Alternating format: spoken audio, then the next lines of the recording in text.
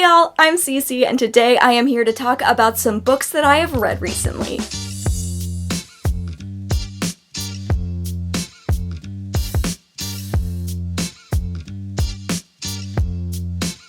These are books that I read over the course of September and October. I have about 10 total to talk about. In terms of age group, about half of these are adult, 4 are YA, and I have 1 middle grade book. Also, most of the books I'll be talking about in this video are some subgenre of horror, but there's also a fair amount of sci-fi. If you like talking about books and you are always trying to find your next LGBTQIA+ read, then consider subscribing to my channel or giving this video a like if you found something new to read. Also, you can check out my Redbubble store designed by Cece to explore bookish art, fun prints and shirts and notebooks, and a whole bunch more. But with that out of the way, let's go ahead and get into these books, starting with Salvation Day by Callie Wallace. So I do have an actual physical copy of Salvation Day, but this copy came without a dust jacket, so I'm just gonna leave the cover up here. Salvation Day is a deeply creepy sci-fi horror set on board an abandoned ship full of the dead. We're following 2 very different characters. One is Zara, the leader of a rebel group who is hoping to take control of this ship. Our other main character is Jazz. He is one of Zara's hostages.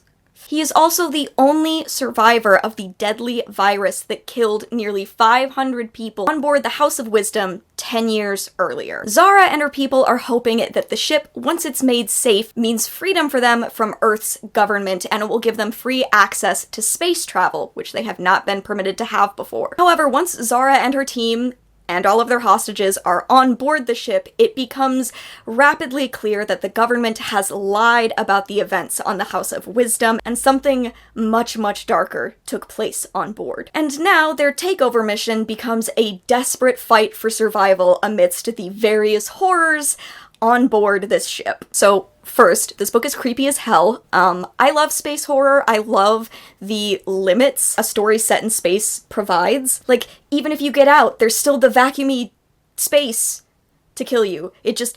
It's so tense as an atmosphere, and it's very claustrophobic, and you feel that tension in this book. I also really want to shout out how this book used its dual POV. It's so good it's unreal from a character building standpoint and a world building standpoint. So Zara is from a group that has been mistreated and shunned by the Earth's government, and then Jazz's aunt is a very high-ranking member of that government. Each of them has very clearly been fed a story about what the world is like, and in a lot of ways it's up to us as readers to piece together the things that are true based on information provided by 2 people who have been manipulated their entire lives. It's really cool to see the immediate connection between Zara and Jazz, because I think both of them are characters who have an inkling that they haven't been told the full truth, and I think that they are 2 characters whose main motivation is getting as many people safe as possible, which is not a motivation shared by many of the rest of the cast. So despite the fact that they start on opposite sides, I think that they both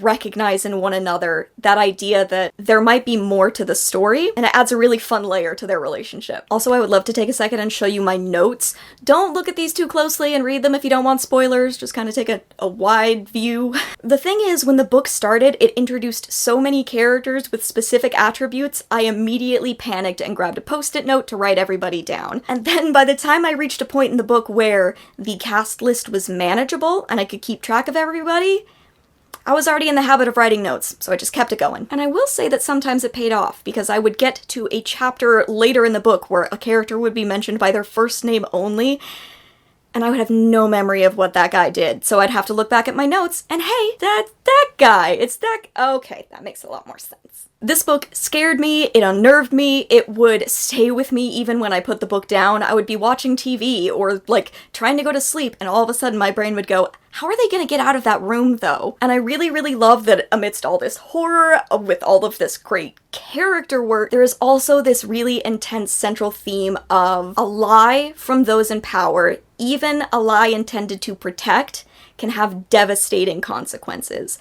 The lie could be simpler, and it might be something that people like more, but it's not fixing a problem. It's patching it and leaving that problem for people later. So all the discussions of power and truth and the government alongside a scary horror novel, I had a lot of fun reading this. I wound up giving it 4.5 out of 5 stars. I highly recommend. Next up, I want to talk about a book called Dawn Raid. This is by Pauline Va'aloaga Smith, and it was illustrated by Matt Hunkin. This is a middle grade epistolary novel set in New Zealand in the 1970s, and it is about a 12-year-old girl named Sophia, as she is just sort of starting to come into her political awakening. So initially, we start out with Sophia's diary, following just her day-to-day life, school projects, friends, her job, her younger siblings getting into trouble. But throughout all of these different times, there are increasing mentions from Sophia's older brother, Lenny, about the government's mistreatment of Pacific Islanders. This is a really sweet and informative book about a time period and a place that I don't know a lot of history about. The title, Dawn Raid, refers to a series of police raids that occurred in the 70s. These raids were unannounced, intentionally upsetting, often aimed at Pacific Islanders regardless of their citizenship status. And also, Dawn Raids impacted Pacifica families almost entirely, despite the fact that they made up only 30% of the total number of those that the police said were overstaying their visas. This led to a lot of political organizing at the time, including starting a group called the Polynesian Panthers.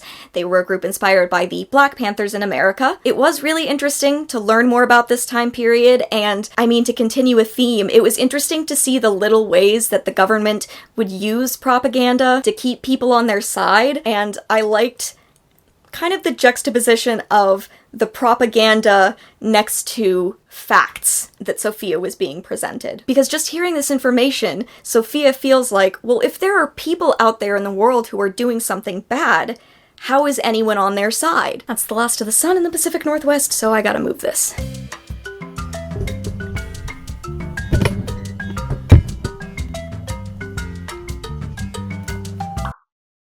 It reminded me a lot of my own experience growing up, hearing the ways that people in my life faced hardships because of the way they looked or who they loved. When you're a kid, or at least when I was a kid, that kind of thing seemed so cut and dry. I'd been told over and over again to be kind, and I wasn't seeing it in the world. And also, I think when you're a kid and you start to see someone big, in power, doing something wrong, and not getting in trouble for it, I think it kind of turns your little childhood world upside down. At least it turned mine upside down. And for me, it also planted this seed of anger that the rules of the world weren't the same for everybody. And that's a really hard thing to reckon with when you are small and controlled by everyone else around you, and you don't know what difficulty level everyone's playing on. I think sometimes the book gets a little dry. Like, I feel I have too many details about Sophia's milk run, the exact amount of money she made, and how much she saved up for a pair of boots. But I'm also very aware that that is possibly because I am not the intended audience for this book, and I think I would have loved this when I was younger. And I think the sort of day-to-day interactions that Sophia has with her family, with the world, they would have hit more of a note with me when I was 12. I think I wound up giving this 3 out of 5 stars. Not incredible, but by no means bad. I mostly want to see this end up in a lot of school libraries. So librarians looking for middle grade that is historically informative and relatable, I would recommend this. You should put this in your libraries. Next, I want to talk about a book called You're Not Supposed to Die Tonight by Kaylin Bayron. This is YA horror that is an homage to 80s slashers, and I think it is absolutely perfect and fitting to that description, including the pacing necessary for a 90-minute bloody romp and a kind of off-the-rails third act. Our main character, Charity, and her friends are a lot more horror-savvy than the counselors at Camp Crystal Lake, but this book still sets up multiple big kills that are a lot of fun, and it fills the rest of the runtime with super atmospheric tension. What was that sound in the showers? Who's that figure standing by the lake? Is there more to this camp's history than the counselors know? Perfection. I loved it all. So this book is set at a full-contact horror simulation. It is based on an in-universe 80s classic slasher called The Curse at Camp Mirror Lake. Whew. The camp also served as the original shooting location for the movie, so it's full of that atmosphere, but it also has a ton of like meta tricks up its sleeve to keep customers scared and satisfied, because at this camp you sign contracts and pay money to have the absolute shit scared out of you, and Charity could not be happier that her summer job for another year running is being a final girl. Charity seems to keep the camp running kind of day to day. The owner calls and checks in sometimes, but for the most part, it's up to the counselors. However, now it is the last weekend of the summer and 2 counselors are no-shows. Luckily, Charity has some friends who can fill in those roles, but it's very clear that the energy in the camp is off. And then an actual dead body shows up. This is a super short book, only 230 pages, I think, according to Goodreads, so you can read it in one sitting, which is what I did. The first act is definitely important in establishing the kind of character that Charity is. Her relationship with her biological family isn't great, so the people that she surrounds her with are her family. Those are the people she cares about, and she is also someone who has a ton of responsibility on her shoulders all the time. She's responsible, she keeps a cool head, she protects the people around her, and these are 3 essential things to know as you watch Charity make decisions for the rest of the book.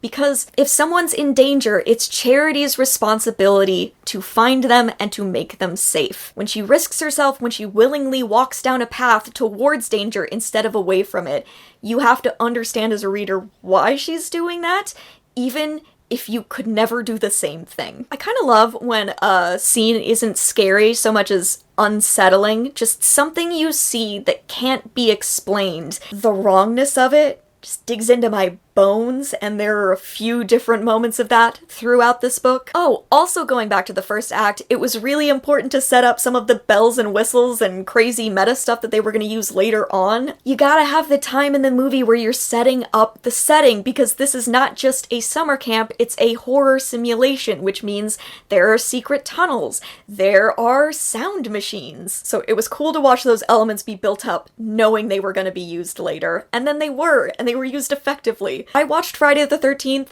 a couple of weeks after reading this, and I think that they make a perfect combo. As a horror fan, as someone who's particularly a fan of meta horror, this just worked on a lot of levels. I have another book to talk about related to summer camps, so this might come up more later, but the setting of this just kept sending me back to my Girl Scout days. I used to go to camp every summer. I felt like I was ratatouilleing back to canoeing on the lake or seeing that really creepy corner of the cabins. It was fun, just a good dose of nostalgia alongside atmosphere and creepiness. I wound up giving this book 3.5 out of 5 stars. I really, really enjoyed it. Moving right along, I want to talk about From Below by Darcy Coates. This is adult horror. It follows a documentary crew who are going to do a deep sea dive to the sunken remains of a ship called the Arcadia. The Arcadia vanished in the 1920s, and leading up to its vanishing, there were a few messages sent out that were very mysterious. It took decades to even find the wreck, and when they finally did locate it, it was over 300 miles off its plotted course. Our documentary team is led by a woman named Cove, and they're hoping that their exploration of the wreck will lead them to more answers about those mysterious messages, why the ship disappeared, and ultimately what caused it to sink. However,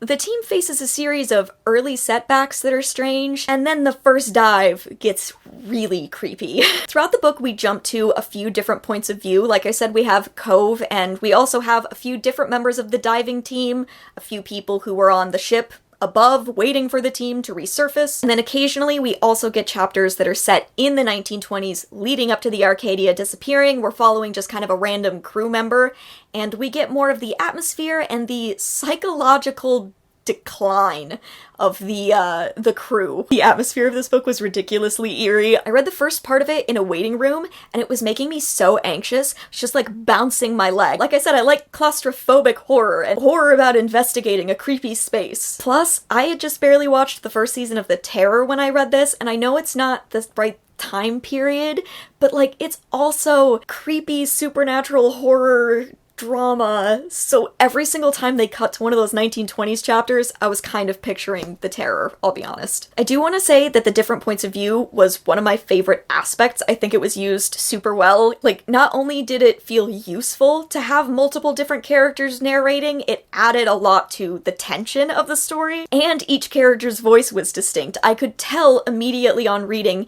if I was in a Cove chapter or an Aiden chapter, which matters because Cove has a lot more diving experience than Aiden does, and that's reflected in the way that they narrate their dive. So if we're reading from Aiden's perspective, we're limited to a certain amount of context, and then that's which adds tension. Like, one character will be holding back a secret, and for every single chapter that goes on past that point where the character isn't sharing that piece of information is so anxiety inducing. I did a lot of stimming.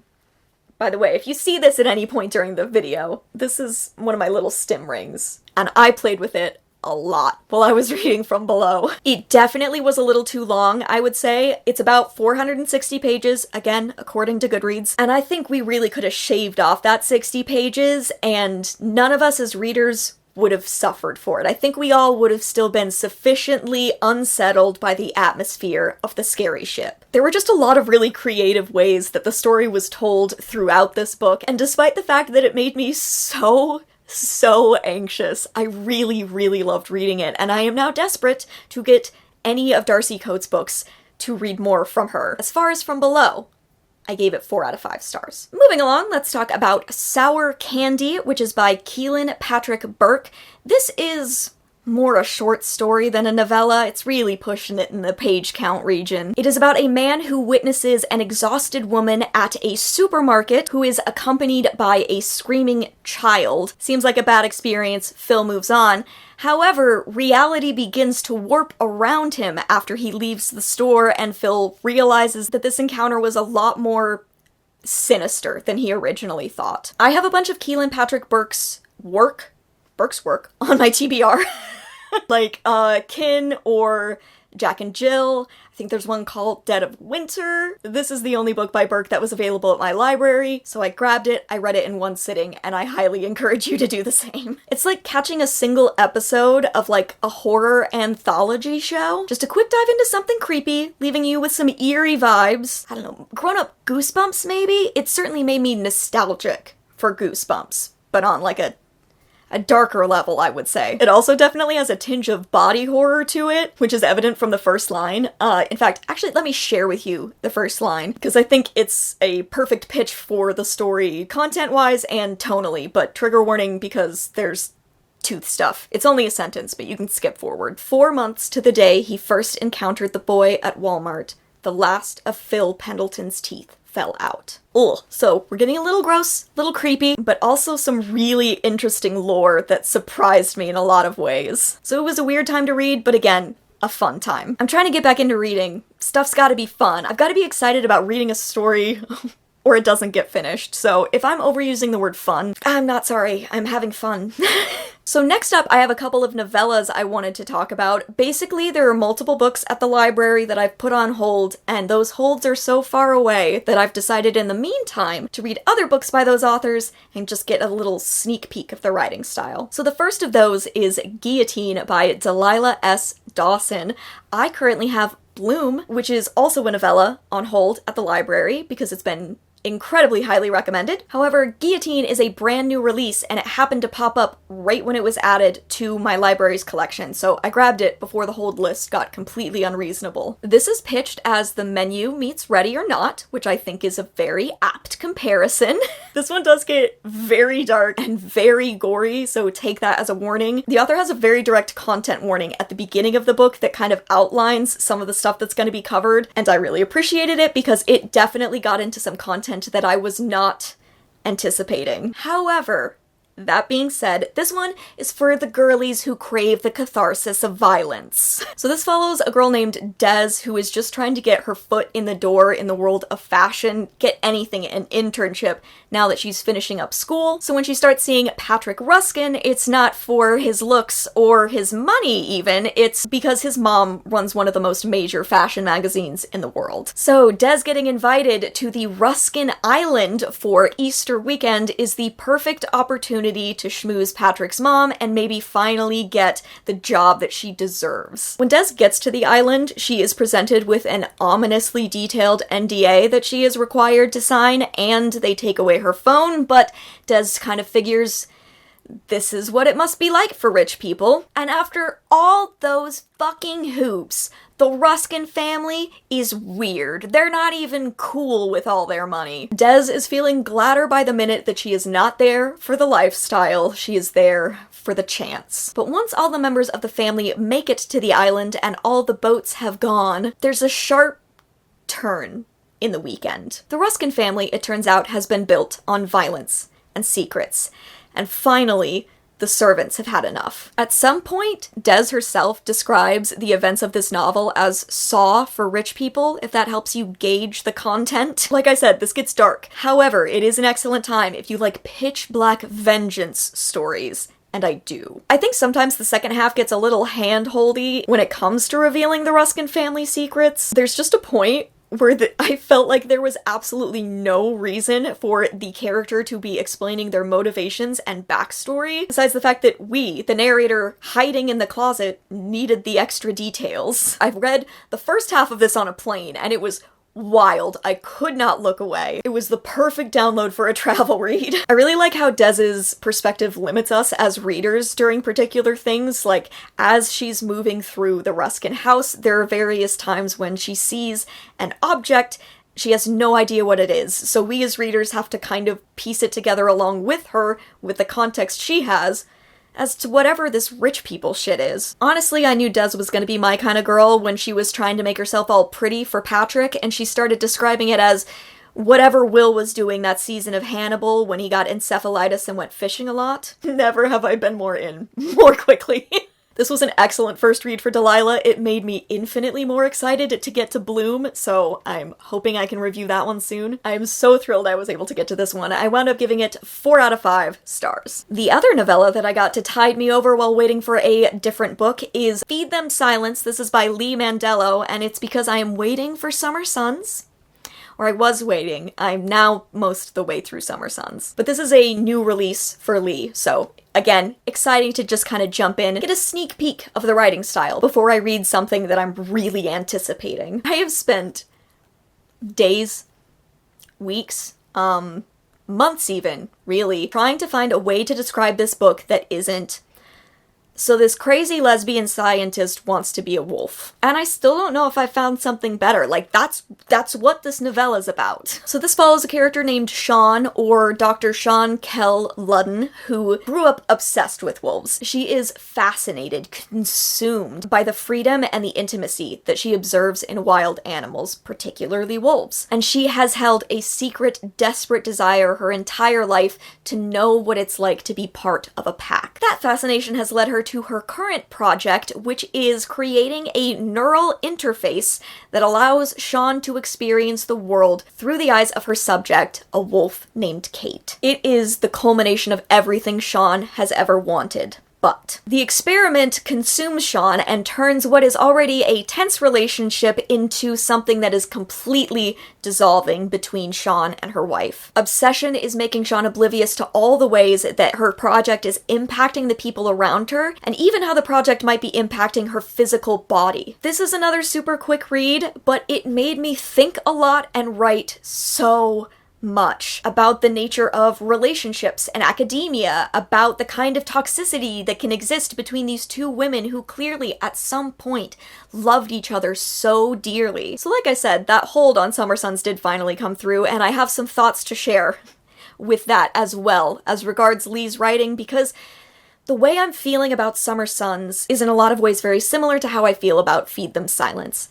I'm not exactly sure why we are here listening to this story at this particular point in that character's life, but I am consumed by all of the layers that make Lee's characters who they are. I read a scene. I end up writing 3 pages in my journal about how one-sided emotional intimacy destroys a relationship. Another scene, and then I need more journal pages to unpack the levels of repression and obsession and self-destruction that Lee Mandello's characters are all capable of. Sean is aware of her flaws. They float around in her own head constantly, but that doesn't make her any more capable of conquering them. She refuses to face them which is so human. We are in constant contradiction, and I think that that is something that Lee really captures with how he writes. Also, I think there's something to be said for books where the main character is just kind of terrible, especially if we haven't seen main characters like them before.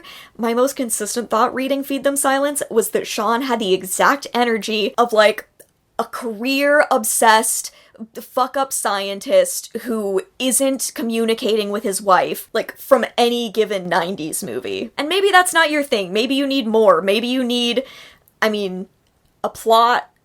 I guess I came at this from the same direction that I watched the show Succession. I know they're all horrible people, but I'm fascinated by how generational abuse and trauma has impacted all those characters and created completely different coping mechanisms. How those things impact those characters in distinctly different ways into their adulthood. So if you also like putting flawed little guys in a jar so you can just kind of shake them around and look at them, then maybe this will be your thing. I wound up giving this one 3.5 stars out of 5, but really, I feel like ratings are pointless when it comes to this book. Like, must a book be good? Is it not enough that it just kind of rearranged my brain a little? Next up, I want to talk about a YA horror book called The Honeys by Ryan LaSala. Yeah, a physical book. I managed to read another one. I would like to take this time to ask Ryan personally what the hell he thought he was doing, putting references to Mike Flanagan's The Haunting of Hill House in the middle of a scene I was already crying through. When this was initially released, there were a lot of comparisons in marketing and from other readers about how this would be for fans of the movie Midsommar, which I agree with to an extent. If you like surreal imagery, horror that's also about the rawness of grief, and moments of disturbing violence, then this will suit you just fine. That's what you liked about Midsommar? Maybe this will be your thing. So this book is about Mars, who is gender fluid. He's from this super rich family. One of his parents is involved in politics, so there have been a lot of expectations on Mars and his twin sister Caroline as they've grown up. And then Caroline dies tragically while attempting to murder Mars. Their parents want to kind of pretty everything up and move forward, but Mars fixates on the distance that had grown between him and Caroline in the months leading up to her death. He knows that there are answers at Aspen Academy, which is a summer camp that Caroline and Mars used to attend together every summer. Mars, however, hasn't been to the camp in years. Not only because they have rigid and archaic gender rules, but also because of some unspecified event that made Mars feel unsafe at the academy any longer. However, the Honeys, the girls in Cabin H up at Camp Aspen, are the only ones with answers about Caroline, so to Camp Aspen Mars goes. So this is about solving a mystery, trying to figure out what happened to Caroline, but it is also very much just about Mars working through grief that doesn't make sense. I cried a lot reading this book. I also at one point fully dropped my jaw, due to how particularly disturbing a moment of violence was. This is my first book of Ryan's, and I love how they use words. Descriptions aren't just descriptions, they're built thematically on top of each other, and there is no lens that Mars can look through where he doesn't just see the shape of his grief. But then this also had some of the most beautiful moments of tender understanding, of working through your grief, and how we keep the people we love alive and how we remember them. And I think that's really important to Mars and really important to this story. There were just certain scenes that were filled with so much safety and care and love in Mars' grief that it overwhelmed me. It was really emotional. It's my favorite kind of horror. I love scary stuff that makes me cry. I already said I grew up going to Girl Scout camp. Well, most of the time I went up to a camp with aspen trees, and that is exactly the setting for this book. So every time we would get descriptions of the aspen trees and about how their bark made it look like eyes were looking at you, it put me right back at camp. And don't even get me started on some of the bee stuff. I love bee imagery though. I would love to read the dedication to this book to you all because it would just sort of hit me at different points emotionally over the course of reading, and I really love it. To the girls who took me in when the boys kicked me out. There is a lot of gender bullshit that Mars has to deal with at camp. Pretty intense transphobia and homophobia, and just in general, people making Mars feel like he doesn't belong. Along with that overwhelming grief that has now become just the center of his world. He feels out of place and angry at all these people who need little titles and words and definitions and boxes to put people inside when all Mars wants is to just exist and to grieve. I could probably talk about this book forever. There were a lot of different elements that I thought were wonderful. Really soft emotional intimacy in scenes and characters grieving together and remembering someone they care about. That is a huge theme throughout this book, throughout all of the creepiness and the eeriness. It's about the shape of grief and those who are trying to live in a world that now doesn't have someone in it. And that is really hard, that is really difficult to deal with, but this was beautiful. And like I said, I was already crying, and then it started referencing The Haunting of Hill House, which is one of, if not my favorite show of all time. It just got to me. So, if you couldn't tell, I gave this book 5 out of 5 stars. I loved it. Alright, second to last, I want to talk about The Getaway by Lamar Giles. This is a YA horror dystopian that is going to be a little hard to describe because at about the 40 or 50% mark, it takes a extremely dramatic, dark tonal shift. So we start out by meeting Jay, who lives with his family safely within the walls of Karloff Country, which is a world-famous resort. Various climate disasters have left a lot of the world not looking the best, but Karloff Country boasts that this is a place where you can escape from the end of the world. Besides housing tourists, Karloff Country is also home year-round to the family members and staff of those who keep Karloff Country up and running. And that includes Jay, his family, and the rest of his friends in the Jubilee neighborhood. And then things start getting weirder. First, one of Jay's friends vanishes completely overnight. And it's really weird because it seems like the people in Jay's life and the security in Karloff Country are all trying to downplay this disappearance. People in power have started asking strange questions. There are clearly pieces moving behind the scenes that we don't know about. And then things get really bad. Because it turns out that things outside of Karloff Country are about to get a whole lot worse. And the super rich have no intention of giving up access to luxury resort living. They'll pay whatever it takes so that the employees of Karloff Country will serve them through the apocalypse, whether they want to or not. The early vibe of Karloff Country is those mining towns in America where they would pay you with vouchers to the company store and we had to, outlaw them. But then the darker second half of this book gets into modern day slavery and torture. So like I said, it is a shift. And in that way, I want to compare this most tonally and content-wise to the movie Snowpiercer. That is a very hard-hitting, fast-paced novel that does not shrink away from the depravity of the rich and how much power and evil there is in that level of wealth. And I think that all of those themes are really present in The Getaway as well. I think it's clear from this video that I love horror, I love stories about big emotions, but I have been having a harder and harder time with dystopians lately, and I've been trying to put it into words. So again, stick with me. So I want to say that on one hand, I appreciate that it took until about halfway for this book to start getting really dark, because I think if that had been the vibe and energy from the start, I would not have been able to get through it. I was already feeling pretty overloaded as I approached the end of the book and just wanted to have an answer to how it ended. I think I have a certain threshold emotionally when it comes to stories about the powerful, the racist, the just real shitty people of the world that genuinely exist and are out there making life hell for people. I am so tired of that. I'm so tired of the fear and anger that some people seem to thrive on, and the tension that I feel from the worst people in the world getting the most power. I think the issue is that I know that there are people in the world who could and would do the most evil thing I can imagine without blinking. I know that person exists. And I think a fair amount of this book is spent demonstrating that idea to Jay, his friends, and to readers. So I recently DNF'd another YA book for similar reasons. It was called The Grace Year by Kim Liggett.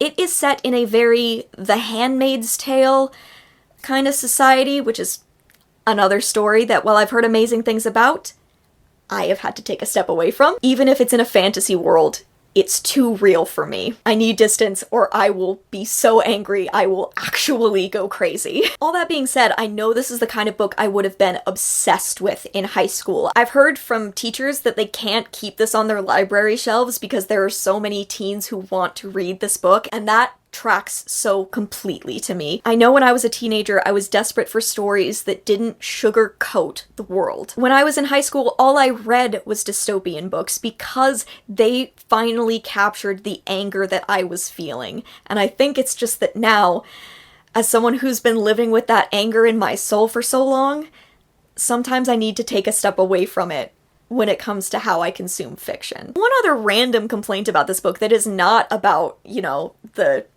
power imbalances of the world and people doing evil things. I just didn't really like the different use of points of view in this book. I think it was an issue where the author knew that in later scenes he would need other characters to narrate because there were going to be pieces of information that we, the audience, needed that Jay couldn't have access to. And those later chapters that were set in those other characters' heads worked.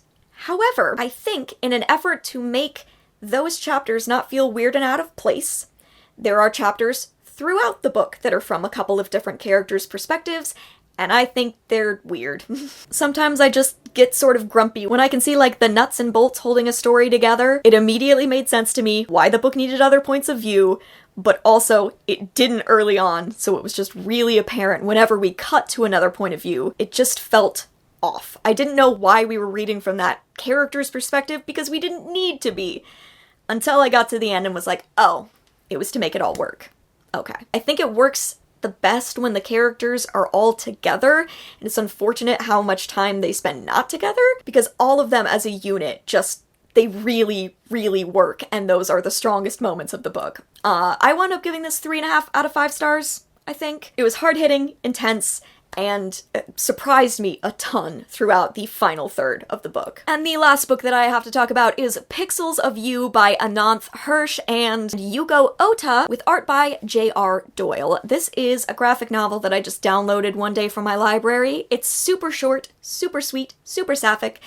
It perhaps needed more time to tell its story, but we'll get there. This is about two artists, a human named Indira and a human-presenting AI named Fawn. They are both photographers with very different views of the world, but they have an internship at the same gallery, I think, or with the same artist. And when the two of them get into an argument in front of their internship mentor, she challenges them to something new, create a project together, or both of them don't get the internship anymore. If you like Grumpy Sunshine vibes, this is exactly that. I love Fawn and how high energy she is, and I love how Indira and Fawn kind of work off of one another. I also really loved the whole story about Fawn and how she occupied a very particular place in society because of the way she looks.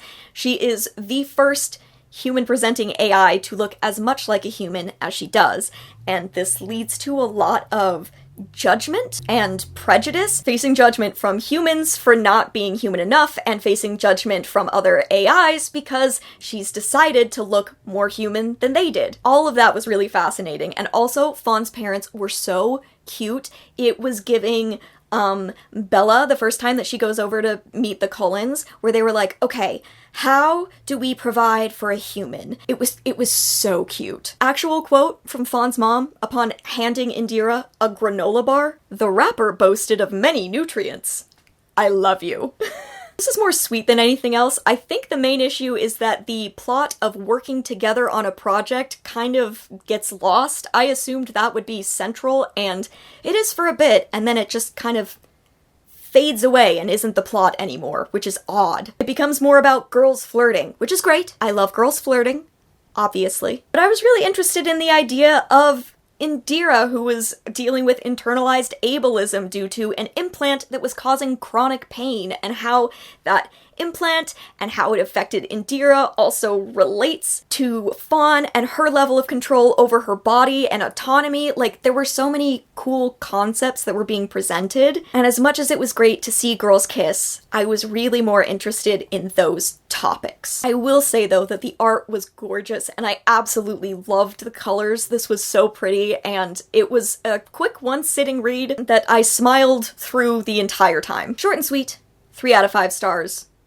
It was cute. Okay, y'all, that is it. Those are the 10 books that I read in September and October. I would love to hear your thoughts about some of these books if you have read them, particularly some of the ones I was having a harder time, like, vocalizing my feelings on. Like, let's get the Lee Mandello readers out here. Who's read Feed Them Silence? Also, I would love to hear more about what you've been reading throughout this autumn. If you've had any favorites or particular least favorites, tell me about something you really didn't like. Thank you all so much for watching. I hope you enjoyed this video, I hope you enjoyed hearing more about these books, and I will see you in another video very soon. Bye!